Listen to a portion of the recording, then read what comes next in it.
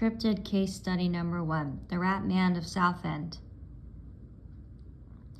He spent a little bit of time out in the light, and then he needed to crawl back into his underground network of tunnels that he lives in. They're not his, but he feels like they're his. They were made by humans, but and some of the underground tunnels are new and some of them are really old, but the Rat Man of Southend feels like they're his. And so the Rat Man of Southend cryptid is actually really good friends with the Lincolnshire Dogman. So they're actually, and the reason they're such good friends is because they're highly compatible. They didn't think, honestly, they thought it was going to be a battle, but they ended up becoming best friends because they were just highly compatible and they'd never found anyone that they were compatible with before. So here we have the Lincolnshire Dogman, and the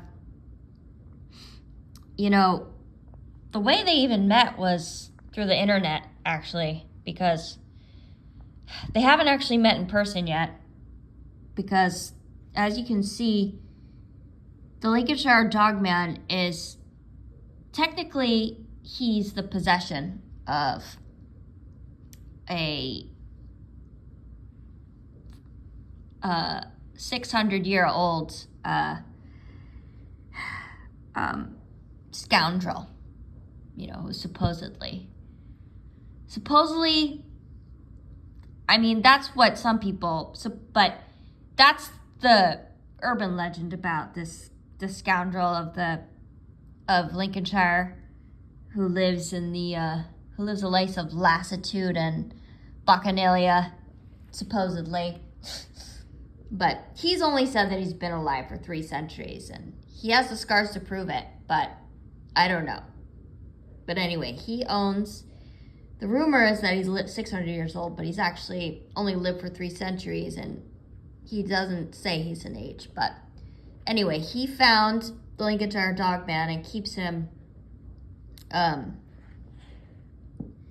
there's an electric fence, and yeah, if the Dogman tries to run away, then the scoundrel zaps him with electric shock.